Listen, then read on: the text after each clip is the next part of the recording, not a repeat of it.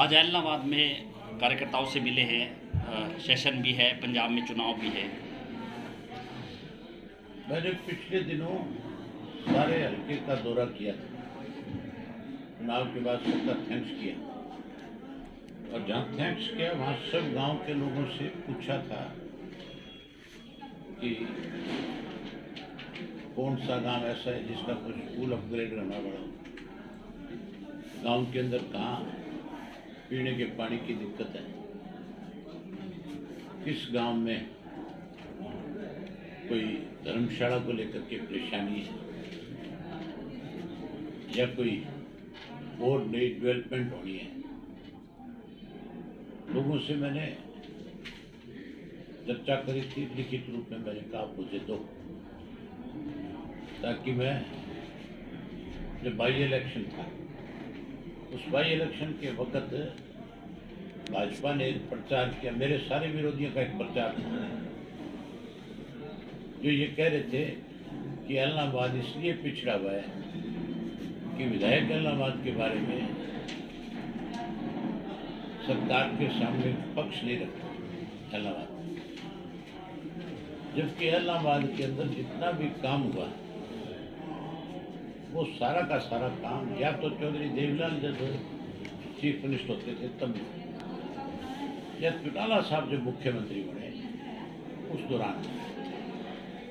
दौरान जितने भी वाटर वर्क्स बने, ये 2000 से 2005 के बीच में बने या 87 से लेकर के 91 के बीच में, जितने भी कोई स्कूल, सड़क, वाटर वर्क्स या कोई आपके जो चौपाले बनी, गांव में कोई गलियां पक्की हुई, खास करके जो गरीब मोहल्ले जो थे गांव के, उनमें जो सिमटेड गलियां बनाई गई, वो सारी चीज़ें हमारे वक्त में भी जितना विकास हुआ था, कई नहरें बनी, ऐसी नहरें भी बना करके हमने दी जो कोई सोच नहीं सकता।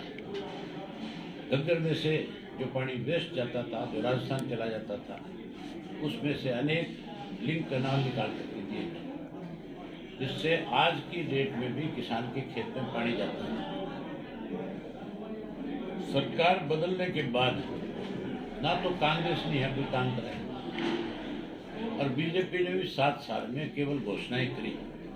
मुख्यमंत्री तो यहाँ 500 करोड़ की घोषणा करके गए थे, आज तक एक नया पैसा नहीं लगाया। अब फिर यहाँ इसी तरह की बातें करके गए, तो मैंने सारा लिखित रूप में लिए और शहर के भी आज, क्योंकि मैं शहर के लोगों से भी मिल सका था इलेक्शन के, आज मिलने आया था। वार्ड वाइज सब लोग मैंने बुला रखे थे, सारे कार्यकर्ता आए हुए थे और सबको मैंने जिम्मेवारी लगाई है कि 2 तारीख को सेशन है और उस सेशन से पहले आप जो है मुझे इन सब चीज़ों से अवगत कराओ, ताकि मैं मुख्यमंत्री से मिल कर उनसे कह सकूँ कि ये दिक्कतें हैं। आप जो सरकार का काम है कि लोगों की कोई भी समस्या है, अगर मुख्यमंत्री कहता है कि अवगत कराए तो हम कराएंगे, तो मैं नुमाइंदा हूँ, मेरी जिम्मेवारी है, मैं अवगत कराऊंगा।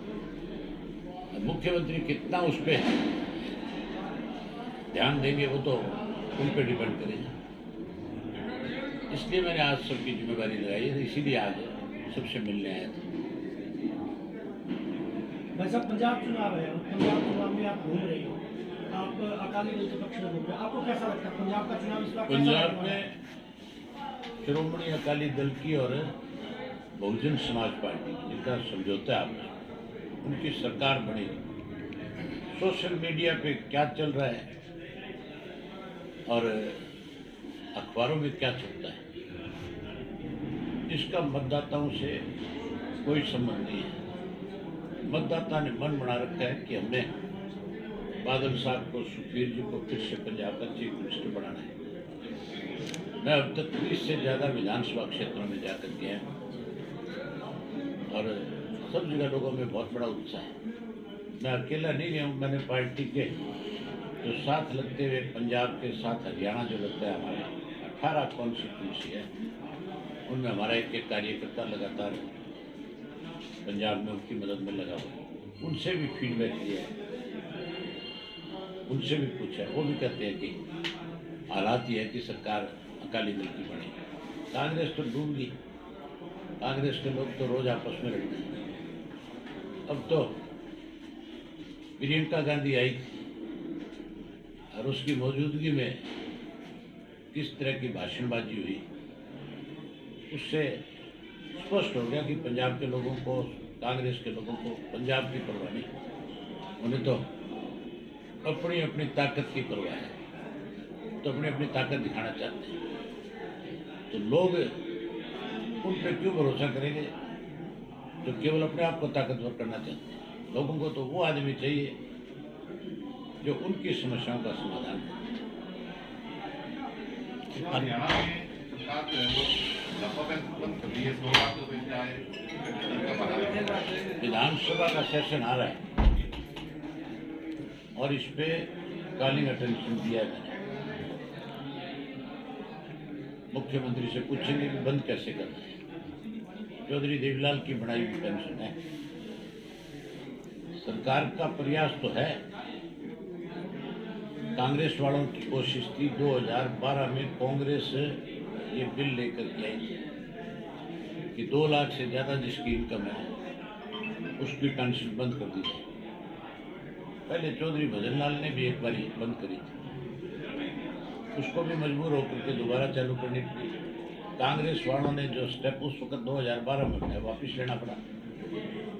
अब ये जो प्रयास कर रहे हैं उनको भी विधानसभा के अंदर ये आश्वासन देना पड़ेगा कि हम किसी पेंशन नहीं काटने देंगे। अगर ये पेंशन काटेंगे तो फिर इनके मंत्रियों का और इनके सरकार के जो लोग हैं, एमएलए हैं, इन सबको जैसे किसान आंदोलन में उनका बाईकाट हुआ था, उस तरह का बाईकाट होगा हरियाणा में। तो सड़क से लेकर सदन तक आंदोलन। बिल्कुल लड़ाई लड़ेंगे हम। चौधरी देवीलाल के जो भी कोई बनाए हुए कानून है उनमें फेरबदल नहीं करने देंगे। हरियाणा में आप अलग अलग जगहों पर जाकर के आपने जनसभाएं भी की, क्या लग रहा है गठबंधन सरकार को लेकर के जो लोगों को उम्मीदें थी? गठबंधन की सरकार थोड़ी है, लुटेरों का गिरोह है जी। अब तुम सरकार कैसे कह सकते हैं? मुझे एक चीज बताओ, आज हर डिपार्टमेंट में कमीशन एक्ट नहीं है, तुम ही बता दो ये बात। तुम सारा दिन सरकार सरकार करते हो और तुम्हें सबको इस बात का पता है कि हर ऑफिस के अंदर लूट मची हुई है, हर डिपार्टमेंट में लूट मची हुई है। चोर इकट्ठे हो रहे हैं जो हरियाणा को लूट रहे हैं दोनों हाथों से। समय बदलेगा, हमारी सरकार बनेगी, सरकार बनने के बाद इन लुटेरों से अच्छी तरह से निपटेंगे। सेंट्रलाइज टेंडरिंग को एक सिस्टम लेके आ रहे हैं कि सब टेंडर जो है वही की निकलेंगे, खत्म हो जाएगा। टेंडर में तो तय है, इनका फिक्स है 8%, 8 से 15% कमीशन लेते हैं लोग। जरूरत ही नहीं है मैं विधानसभा में अब की बार इस इशू के ऊपर सबूत के साथ पूछूंगा कि क्या कमीशन लिया जाता है कि नहीं लिया जाता। अगर कोई ना करेगा तो मैं नाम लूंगा उन अधिकारियों का, जो अधिकारी टेंडर देने वाले लोगों को सब ये कहते हैं कि फलाने आदमी से जाओ मिलो, वो अगर हमें हिदायत देगा तो हमें टेंडर देंगे, अदरवाइज नहीं देंगे। अपना कमीशन तय करके आओ उनसे जाकर। तो लुटेरे हैं सारे के सारे। इन लुटेरों की सेशन में पोल खोलेंगे।